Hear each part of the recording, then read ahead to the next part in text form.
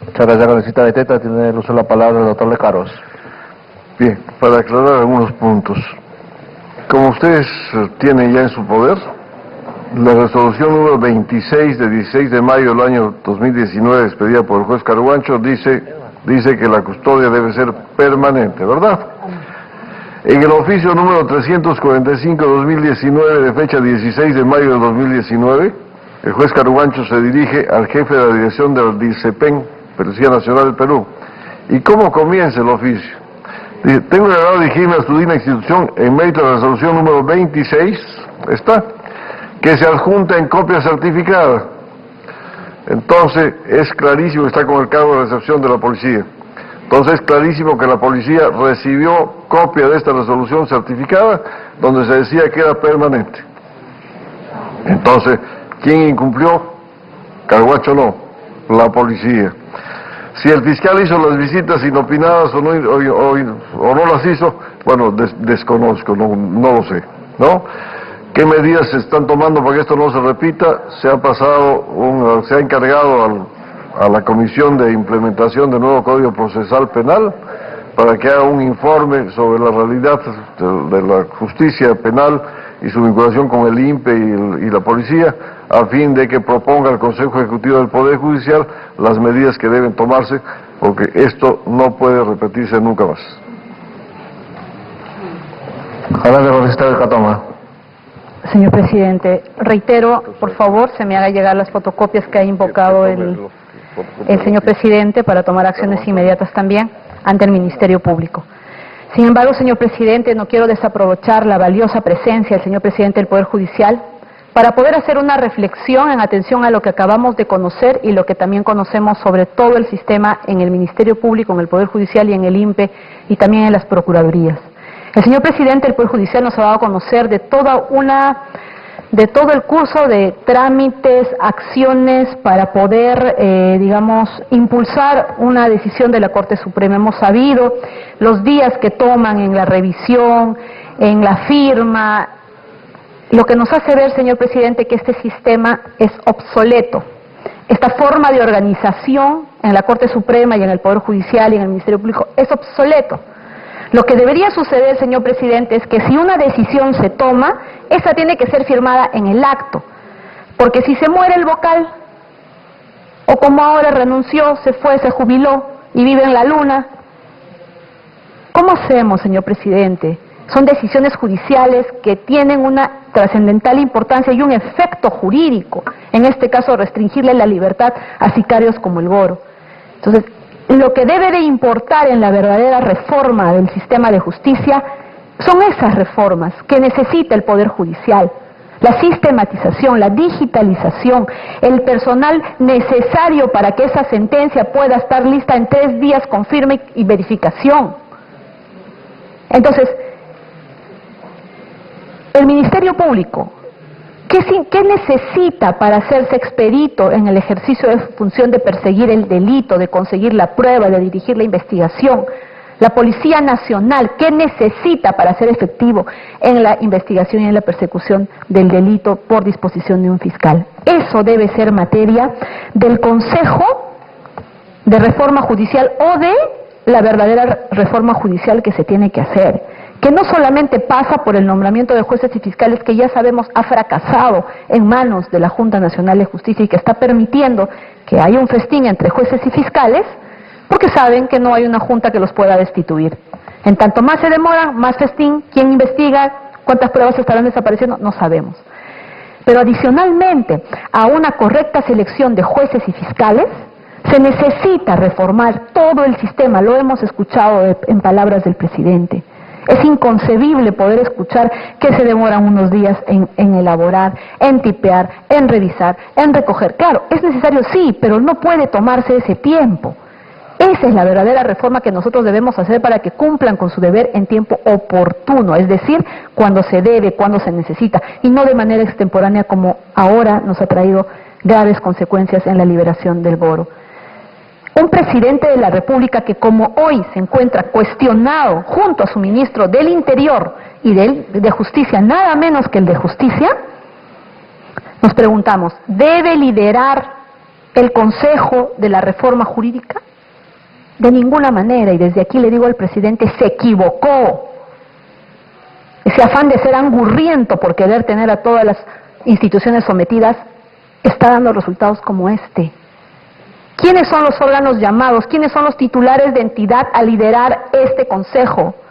El presidente del Poder Judicial, la fiscal de la Nación. ¿Qué sabe el presidente de la República de la reforma de justicia, por favor? ¿O solo es ese afán de tenerlos ahí para hacerle ver a la población que todos están a su disposición? Me sorprende ese tipo de decisiones cuando por ética, por decoro, por respeto a la autonomía de las instituciones, el presidente tenga ese tipo de actitudes. Lo mismo con Salvador del Solar en relación a la CAN. ¿A quién han denunciado? Una denuncia por corrupción que me demuestre en su vida. ¿Qué ha hecho para liderar la comisión de alto nivel? Que dicho sea de paso, lamentablemente tampoco da una respuesta a los problemas de corrupción que está viviendo nuestro país. En ese sentido, señor presidente, yo saludo desde aquí la decisión del presidente del Tribunal Constitucional y de todos los tribunos que valientemente el día de ayer han renunciado a integrar este consejo, y la razón que han dado es la defensa de su autonomía. Es verdad, si se sientan sometidos a un presidente de la República en cuyo gobierno se fugó Inostroza, en cuyo gobierno se fugó El Goro, ambos con medidas judiciales que impedían, que no debían permitir que salgan, con policías siguiéndolos, cuidándolos, en este gobierno, él no puede pretender seguir liderando ese consejo, porque si no tendrían que renunciar todos los titulares de las entidades que lo integran, del Poder Judicial, del Ministerio Público fundamentalmente. ¿Tiene investigaciones? Por supuesto que sí, las tiene. Hay un juicio oral suspendido en Moquegua. ¿Puede pretender liderar el Consejo de la Reforma de Justicia? No, no es el llamado, no puede, no debe. ¿Dónde se comete los actos de corrupción? ¿Dónde está el poder y dónde está el dinero? ¿Dónde es? En el Ejecutivo. Más allá del presidente que lo lidere o de los integrantes de ese gobierno. ¿Dónde están los actos de corrupción festinando todo? En el Ejecutivo. Es correcto que el señor presidente, titular de ese Ejecutivo, que tiene una serie de cuestionamientos también y que no nos responde por una serie de cuestionamientos por corrupción, pretenda liderar este Consejo. El que tiene que retirarse inmediatamente por el bien del país de la presidencia, incluso de integrar este Consejo, es el presidente. Y les permita a los titulares de la entidad, con su experiencia, con su conocimiento, con la obligación en el ejercicio de su cargo, hacer esas reformas. Reforma tiene que ser decirnos, señores, hoy la Corte Suprema emite una sentencia en 3 días. Lo hemos logrado de esta manera, se necesitó tanto presupuesto, se ha logrado. Esa es la reforma. Que un fiscal tenga peritos, que un fiscal pueda acceder a profesionales que con su especialidad le puedan dar las pruebas para poder llevar a cabo sus acusaciones. Fiscales, personal administrativo, médicos legistas, peritos de todas las especialidades. Eso necesita. ¿Qué nos dijo? ¿Qué nos dijo el señor fiscal Chávez Cotrina? Con todo el conocimiento y el prestigio que él tiene. Así nos tiene el gobierno, nos dijo, sin computadoras, sin papel, sin peritos. Entonces, ¿qué está haciendo ese presidente de la República, Martín Vizcarra, siendo el titular, el presidente del Consejo de la Reforma para la Justicia, si tenemos al fiscal de crimen organizado que está enfrentando a todas las mafias con su sistema, que nos dice que no tiene papel? Ese tipo de decisiones tienen que ser corregidas. Él tiene que apartarse de ser presidente de ese consejo y permitir a las autoridades, en pleno ejercicio de su autonomía, porque solo una foto viendo a todos los titulares sometidos al presidente en ese consejo ya es un mal mensaje. Aquí debemos conocer a presidentes del Poder Judicial, como lo ha hecho el día de hoy el señor presidente, y que nos dice la información con documentos. Aquí no ha venido a mentirnos. Le duela a quien le duela. Las respuestas que dan afectan al ministro del Interior, afectan al ministro de Justicia. ¿Les está diciendo mentirosos con sus respuestas? Sí, pero lo hace valientemente porque tenemos que conocer la verdad en bien de la ciudadanía. Así tienen que ser los titulares de entidad que defiendan su autonomía, porque no por nada pues la Constitución les ha dado la autonomía que tiene. Yo saludo, reitero mi saludo al señor presidente del Tribunal Constitucional, esta de valiente decisión. Que con una ley se le pretende obligar a que llegue a ese consejo. No, ellos ya no van a participar porque se han dado cuenta en el mismo análisis de esta ley que lo que está colisionándose es la autonomía de esas instituciones tutelares de todo el sistema democrático del país. El señor congresista Becerril me ha pedido una interrupción, señor presidente. Adelante, congresista Becerril. Gracias. En la misma línea de la colega Ingrid Catoma, aprovechando la presencia del presidente del Poder Judicial, yo quisiera preguntar, actualmente en otro estamento importante de justicia en el país, que es el Ministerio Público, podemos ver que hay autonomía. Cuando dos fiscales superiores se rebelan, digamos, contra fiscales supremos y dicen que todos ellos tienen que ir a sus casas, ¿hay principio de autoridad? Presidente, no puede ser posible que también, como dije hace momentos, el Ministerio Público y ahora el Poder Judicial esté en entredicho su autonomía. ¿Por qué autonomía podemos hablar en el Poder Judicial, como digo, si viene un audio filtrado y obliga a sus jueces a inhibirse de tomar decisiones? Obviamente no se sienten respaldados por su presidencia, por el intermedio doctor Lecaros, porque cuando filtran audios inocuos y los medios de comunicación, y no tengo temor de decirlo, hacen de caja de resonancia para, a punto de titulares y periodicazos, hacer retroceder a los fiscales, a los jueces supremos. Estamos hablando de autonomía. ¿Quién ejerce la justicia? ¿El Poder Judicial o los medios de comunicación, los dueños de los medios de comunicación que están inmersos en graves denuncias de corrupción, como el caso del Club de la Construcción? Habemos congresistas que no tenemos miedo, señor presidente del Poder Judicial. Por más que nos metan denuncias y denuncias, no tenemos miedo. Decimos las cosas como son porque sabemos quiénes somos y cómo actuamos. Entonces, presidente, ¿cómo es posible? Pues aparte, está en veremos la autonomía del Poder Judicial.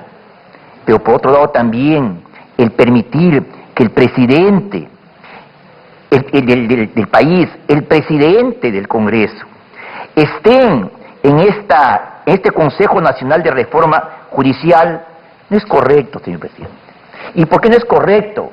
Porque son poderes autónomos. ¿Cómo es que va a presidir un cambio, una revolución que se quiere en el Poder Judicial? ¿Se trata de qué esa reforma? ¿De hacer más leyes? ¿O se trata de una reforma de fondo, donde estamos hablando de una reforma organizacional? Gabinete Ejecutivo, ¿para qué? Para que atienda el periodo de ustedes en esa reforma con el presupuesto que ustedes tienen que aplicar. Pero yo creo por decoro y por decencia, el presidente debería retirarse de este consejo. Como no lo va a hacer, yo creo que ustedes deben reformular, y Poder Judicial con Ministerio Público, ustedes son los responsables, ustedes los que conocen, zapatero a tus zapatos. ¿Qué hace el presidente ahí? Pregunto acá a los colegas congresistas, ¿cómo el Congreso, el presidente del Congreso va a estar en este consejo? Y cuando hagan leyes y tengan que venir para el control acá al Congreso, ya no estamos pues, digamos, comprometidos a aprobar esas leyes porque el presidente de esta institución dio la venia. ¿Qué estamos haciendo acá? O sea, ¿qué estamos haciendo con esta reforma? O sea, ¿el presidente de la República tiene algún interés en presidir este consejo? Porque no encuentro otra relación. Nosotros, valga la oportunidad, vamos a solicitar al presidente del Congreso que no puede continuar formando parte de este consejo. Como digo, no puede ser juez y parte. Compromete a toda la institución y él no puede hacer eso. Presidente, lo que acá le decimos es en realidad quienes deseamos de verdad que el Poder Judicial, esa reforma, sea una reforma que digamos, sirva al país, que mejore al Poder Judicial.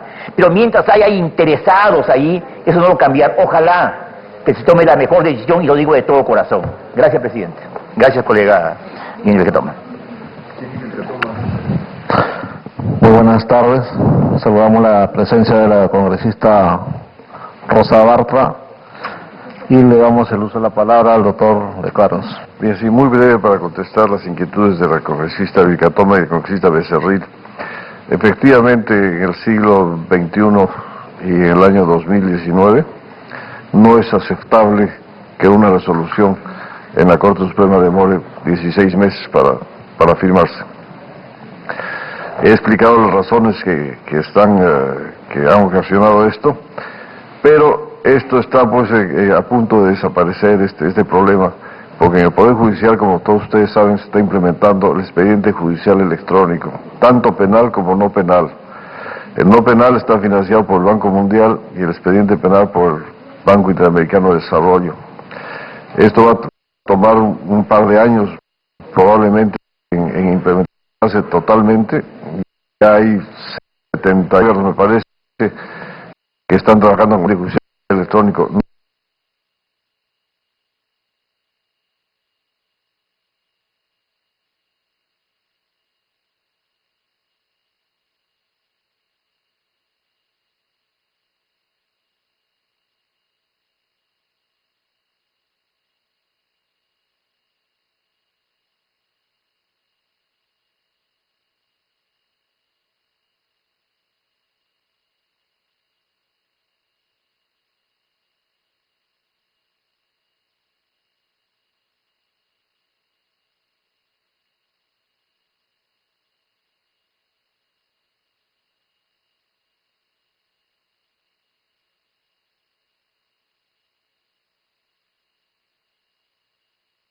Otro factor de demora en la Corte Suprema es que todo sube en casación.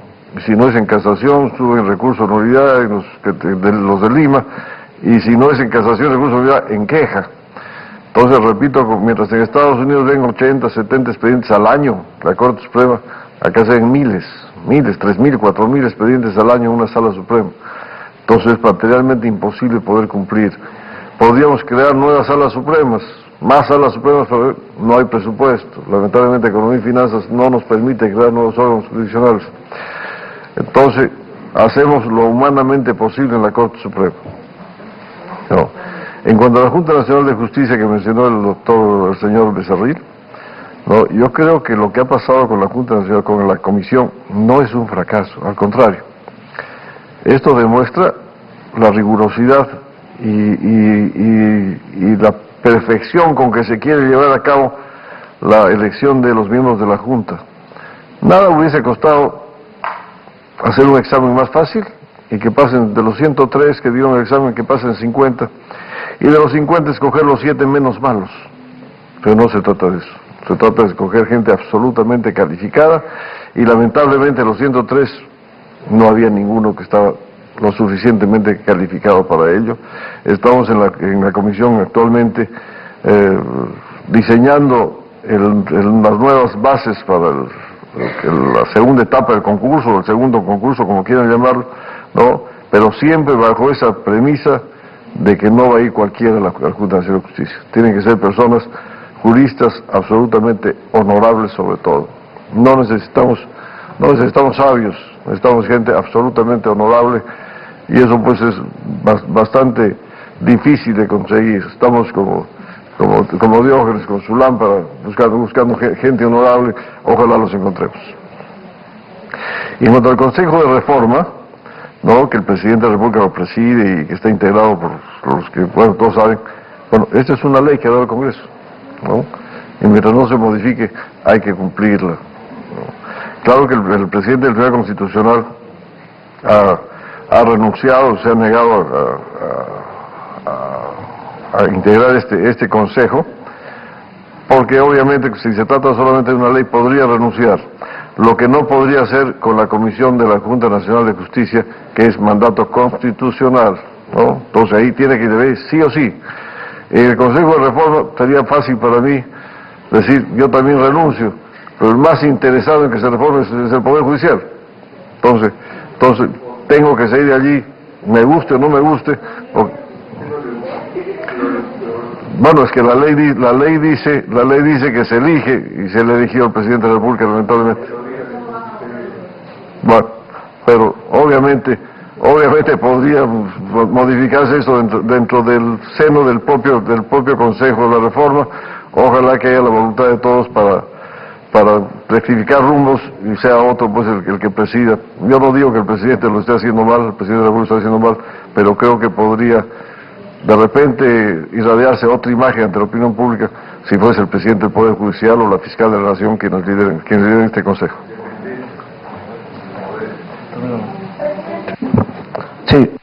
Sí, congresista Beteta. Sí, gracias, presidente. Aprovechando la presencia del presidente del Poder Judicial, si bien es cierto, lo hemos convocado por un tema específico, pero es importante también en aras de ayudar a una buena administración de justicia. Sabemos los problemas que existe. En toda institución hay buenos y malos. De eso nadie se salva. Sin embargo, a veces se busca satanizar por una acción individual de una persona, quieren satanizar y descalificar como institución. Yo estoy segura, así como usted, muchos magistrados indignados seguramente por el actuar de Inostroza y otros, pero eso no debe hacer que pueda haber de alguna manera bajar la cabeza, ¿no? Y decir nosotros no tenemos la autoridad moral de poder liderar esta lucha contra la corrupción. Entendemos que si bien es cierto es por la norma y ustedes han decidido que presida sea el presidente de la República, sin embargo eso debió de cuestión de persona para demostrar al país que mi gobierno deja la independencia de los poderes, nacer de la persona, de renunciar a cualquier tipo de cargos de esta naturaleza para que no se pueda ver esta sospecha, ¿no? Más aún cuando por su misma función puede ser cuestionado, ¿no?, por algunas decisiones. Eso no significa que necesariamente sea responsable de los hechos que le puedan atribuir, pero para una mejor independencia creo está a tiempo para que pueda liderar, como dice, la lucha contra la corrupción. No necesariamente tienes que presidirla, sino facilitarla. Ahí quería llegar. Vamos a nosotros, seguramente ya ustedes vienen preparando su presentación de la ley de presupuesto para el año fiscal 2020. Entonces, sería necesario sincerar realmente los presupuestos que requiera, ¿no?, el Poder Judicial para que pueda hacer una justicia efectiva y también tener la celeridad. Sabemos que en la gestión de su antecesor, del doctor Duberly, se había impulsado la digitalización de las notificaciones, pero en materia comercial y civil, y estaban para ver si esto podía ampliarse para los temas penales, que creo sería necesario y urgente, porque con ello podríamos evitar que mientras un oficio se envíe al INPE o se envíe a algún otro de los penales, podríamos ahorrar tiempo y dinero. Entonces creo sería importante que ustedes también podrían ampliar dentro de esta propuesta este tema, que es muy importante. Facilita al usuario, facilita la defensa, que son los abogados, para que ya no necesariamente tienen que estar yendo hasta sus casillas para ver si le llegó o no una notificación, sino virtualmente poder hacer seguimiento de sus casos, y así como se viene haciendo, absolviendo las demandas en materia de competencia comercial. Entonces, eso sería importante. Y otro punto, señor presidente, nos gustaría que hay que ser claros, y muchas veces no nos gusta, pero creo ahora que hemos podido escuchar las deficiencias que tienen, que las personas que acuden a través de los diversos recursos que llegan a casación, a veces es imposiblemente humano poder resolver en una semana, porque la norma dice en 3 días, 5 días, pero muchas veces pasan meses, 4 meses, personas privadas seguramente de su libertad en todos los sentidos, que a nivel nacional. Entonces, quizás para evitar esta carga, yo sí considero que usted debería sustentar un presupuesto para ver la posibilidad de crear más salas, incluso descentralizarlas. ¿Por qué necesariamente tendría que estar en Lima? Podríamos ver las macroregionales, quizás ahí con eso vamos a evitar que de todas las regiones tenga que necesariamente llegar hacia Lima. Entonces, descentralicemos también la administración de justicia. Y ahí también el otro tema importante es la creación. Si bien es cierto, por norma se le ha creado las salas procesal laboral, pero hasta la fecha hay 5 cortes superiores que no han podido implementarlas. Una de ellas, Huánuco, por ejemplo, que sé que hace más de 2 años vienen pidiendo, como dicen, no tocando la puerta como mendigos al Poder Ejecutivo, para que les puedan dar un presupuesto y con eso administrar los temas laborales. También creo está Piura y otras regiones. Entonces, eso sería importante, señor presidente, que usted lo pueda plasmar en esta presentación de la ley de presupuesto. El Congreso siempre ha apoyado todas las reformas y los pedidos que han tenido a bien presentarlos el Poder Judicial, el presidente del Poder Judicial, incluso acá la congresista Marisol Espinosa es testigo, que sin haberlo solicitado, en ese entonces el ex fiscal de la Nación, Pablo Sánchez, para beneficiar una mejora remunerativa a los fiscales provisionales, el Congreso de mutuo y decisión propia hemos tratado de equiparar esos bonos que le podrían darle no solamente a los nombrados, sino también a los provisionales, porque finalmente quienes van a hacer las diligencias son los provisionales y ellos no tenían esta facilidad. Asimismo también para poder mejorar, porque la Administración de Justicia no solamente depende de jueces, sino los peritos. Y en temas de feminicidio, por ejemplo, tenemos que recurrir a medicina legal. Y hasta la fecha es una pena que no se puede darles condiciones óptimas a los médicos legistas a nivel nacional, pese que el Congreso de la República sí les aprobó el presupuesto, les aprobó las normas para que en ese entonces el Ministerio Público, bajo la dirección del señor Pablo Sánchez, pueda ayudarlas y mejorar. Esperemos que ahora la fiscal de la Nación pueda también seguir defendiendo y ayudando a estas instituciones que dependen mucho para una mejor administración de justicia. Gracias, señor presidente. Tiene la palabra la congresista Marisol Espinosa. Muchas gracias, presidente. Presidente del Poder Judicial, del equipo que le acompaña. Y efectivamente nosotros desde la Comisión de Presupuesto, cuando presidía la congresista Beteta, hemos trabajado no solamente mejoras de presupuesto, y si ustedes tienen a bien, nuestra bancada no tendría problema en mirar un tema que signifique presupuesto para garantizar administración de justicia. Entonces todavía está por formularse el presupuesto y yo lamento que todos los años cuando miramos el presupuesto siempre estamos pidiéndole al Ministerio de Economía y Finanzas. Por lo tanto, no se puede garantizar un tema de independencia si no tienes presupuesto. Y la segunda preocupación, siempre estamos también en proceso de reforma, ¿no? Desde hace 20 años, desde que se lanzaron las reformas, siempre vivimos en reforma. ¿Cuándo vamos a plantear una sociedad que no esté? Siempre vamos a estar, todo avanza, y el sistema de digitalización avanza también. Y creo que el Ministerio Público y el Poder Judicial lo necesita más que nunca, porque no puede ser que una resolución pase 16 meses dando vuelta y no podamos mirar en una pantalla que esa persona no puede salir porque definitivamente tiene una condena de 25 años. Entonces, damos vuelta y hasta se movilizan recursos públicos para una policía, una fiscalía que vaya a verificar el domicilio del delincuente. Un delincuente que es un peligro no solamente para las personas que están involucradas en los casos, sino para la sociedad. Y aquí también quiero precisar, nosotros dimos un presupuesto en el 2018 al Ministerio Público para garantizar el tema de peritos y mejoras en la remuneración de los médicos legistas. Lamentablemente estamos en el 2019, no se ha hecho absolutamente nada y ahora se está creando un sistema de medicina legal paralelo. Y esta sí es una preocupación porque no hemos podido resolver el problema de los médicos legistas que trabajan en condiciones infrahumanas.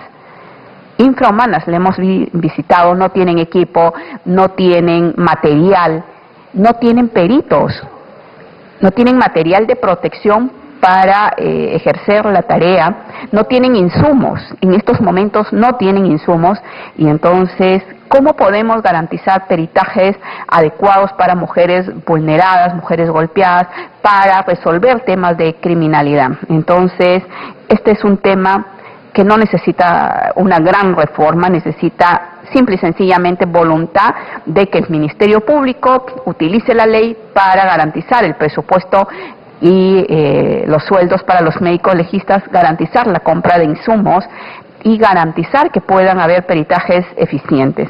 Creemos, señor presidente del Poder Judicial, que no podemos supeditar a un Ministerio Público y a un Poder Judicial a la mendicidad del Ministerio de Economía, a ver si quiere dar o no presupuesto.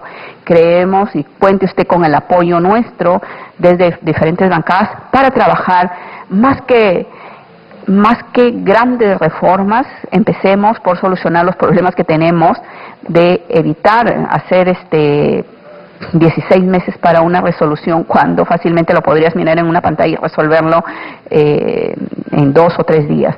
Creo que eso es fundamental, y garantizar peritajes para que se pueda hacer administración de justicia.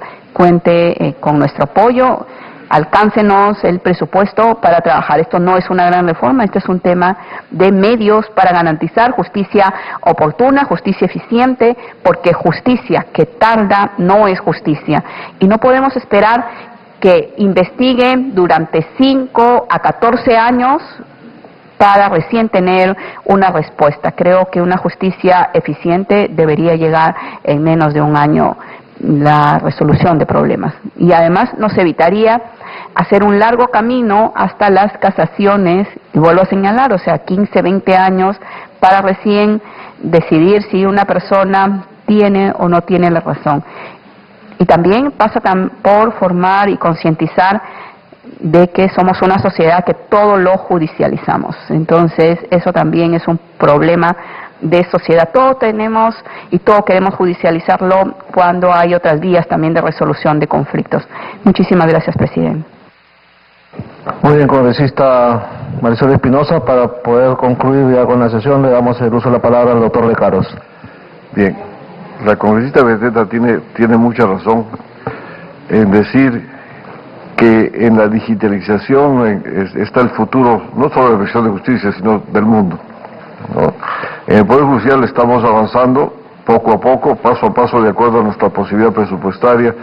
Entonces, no solamente en la notificación electrónica, que ya está en todas las áreas, también en penal, sino que tenemos además el edicto judicial electrónico, el remate electrónico, etcétera, etcétera, ¿no? Que poco a poco, como digo, de acuerdo al presupuesto que tenemos, vamos avanzando.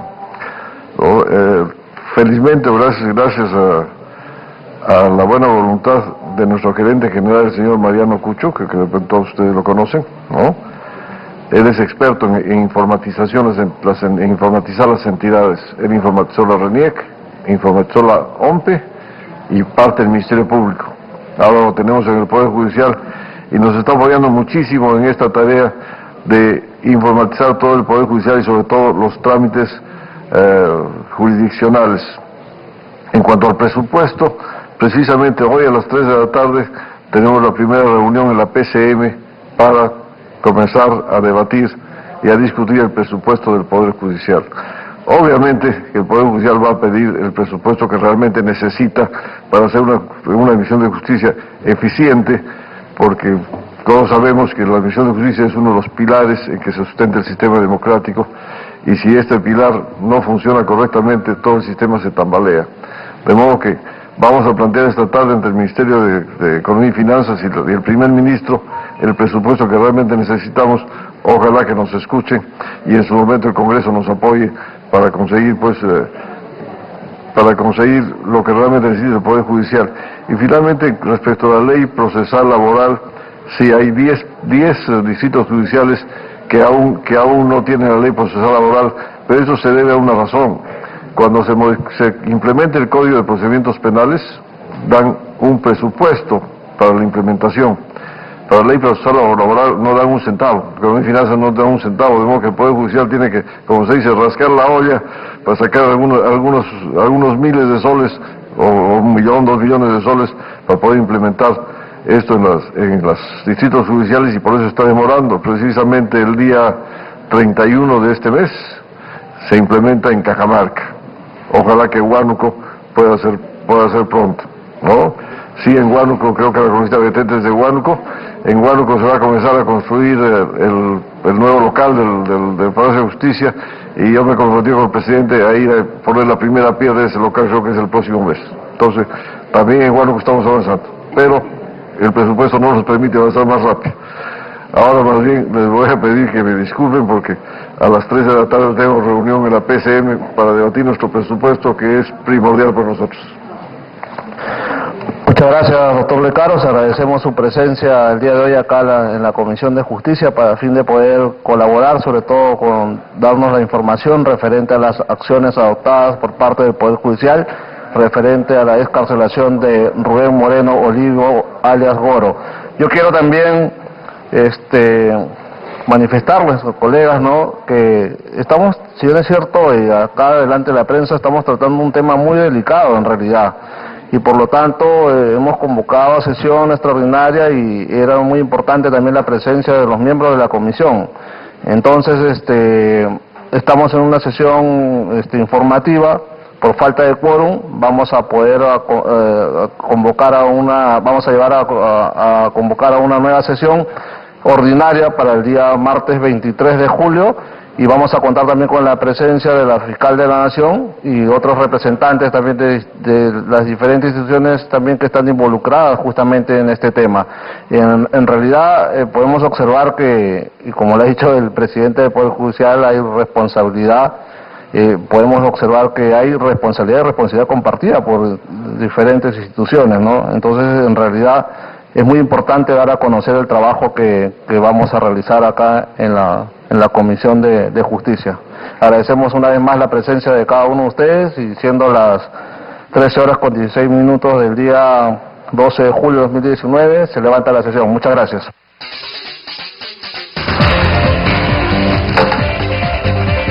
Bien, acaba de levantarse la sesión de la Comisión de Justicia y Derechos Humanos presidida por el congresista Alberto Oliva, precisamente donde se presentó en esta oportunidad el presidente del Poder Judicial. Hay que señalar que durante su intervención más bien, del titular del Poder Judicial, José Luis Lecaros Cornejo, él informó acerca de la excarcelación del reo Rubén Moreno Olivo, alias Goro, pese a tener una sentencia de 25 años de pena privativa de la libertad por el homicidio de Ezequiel Nolasco, ex consejero de la región Ancash. Durante su intervención afirmó precisamente que la responsabilidad era del INPE y también de la Policía Nacional, porque el juez había dictado